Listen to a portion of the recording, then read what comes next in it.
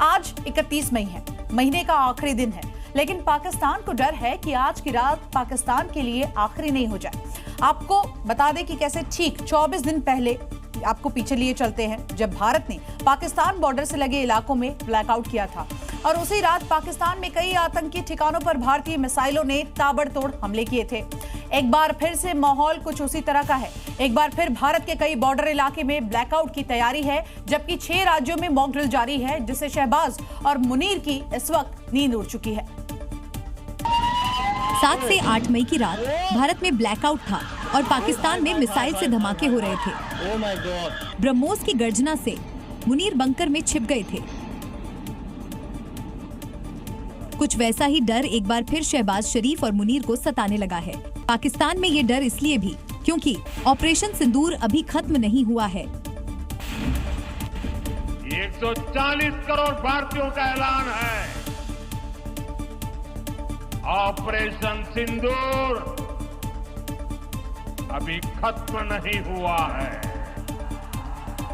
PM Modi का message clear है, जब तक पाकिस्तान में छिपे एक एक आतंकियों का अंत नहीं हो जाता, ऑपरेशन सिंदूर खत्म होने वाला नहीं है। ऐसे में बॉर्डर वाले इलाकों में ब्लैकआउट से माहौल 7 से 8 मई की दरमियानी रात जैसा है।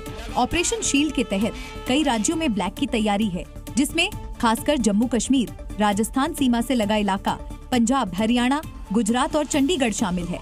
इससे पहले 7 मई को देश के 254 जिलों में मॉक ड्रिल हुई थी। इसमें नागरिकों को हमले के दौरान खुद को बचाने की ट्रेनिंग दी गई।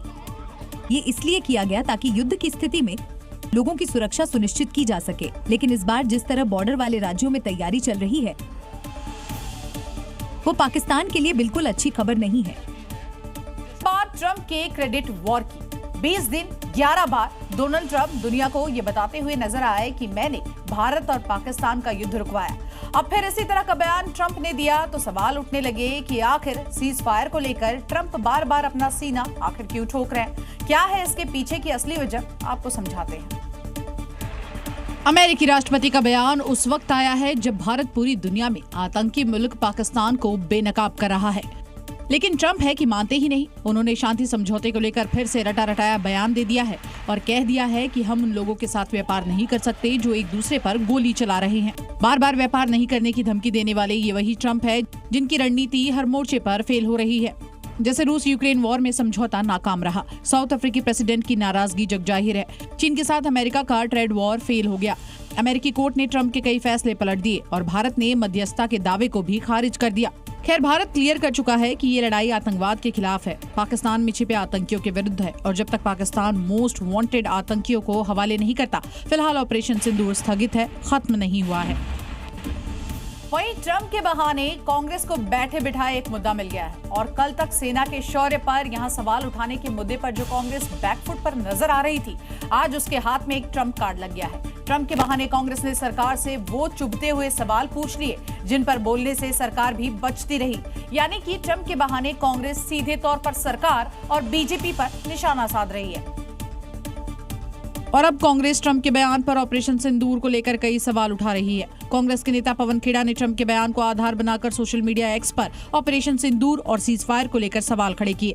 उन्होंने लिखा कि क्या अमेरिका के दबाव में आकर पहलगाम की विधवाओं को न्याय नहीं दिला पाए? क्या व्यापार के डर से आपने घुटने टेके और सिंदूर का सौदा कर बैठे? क्या अमेरिका के दबाव और डर की वजह से राष्ट्रपति ट्रंप को जवाब नहीं दे पा रहे हैं? सीज फायर के लिए हमने क्या शर्तें रखी? सीज फायर को लेकर भारत सरकार पहले ही साफ कर चुकी है कि इसमें किसी तीसरे देश की भूमिका नहीं है, क्योंकि सीज फायर का प्रस्ताव पाकिस्तान लेकर आया था। अब कांग्रेस के ट्रंप कार्ड के पीछे कांग्रेस की पॉलिटिक्स को भी समझिए। इससे पहले कांग्रेस ऑपरेशन सिंदूर को लेकर सेना के शौर्य पर सवाल उठा चुकी है और अब ट्रंप कार्ड से डैमेज कंट्रोल करने की कोशिश कर रही है। दूसरा, ऑपरेशन सिंदूर से बीजेपी को एक तरफा क्रेडिट मिल रहा है, उसको नुकसान पहुंचाने की कोशिश। पहलगाम हमले में विधवाओं को मुद्दा बनाकर सियासी फायदा उठाने की कोशिश। कांग्रेस के सवालों पर बीजेपी ने कड़ा पलटवार किया और पाकिस्तान जाकर सबूत मांगने की नसीहत दे डाली। कुछ लोग देश में टुकड़े टुकड़े गैंग के सदस्य हैं जो अभी भी पाकिस्तान की भाषा बोल रहे हैं, सबूत मांग रहे हैं। मांगना है तो चले जाएं, पाकिस्तान के प्रधानमंत्री से सबूत दे देगा। जी न्यूज़।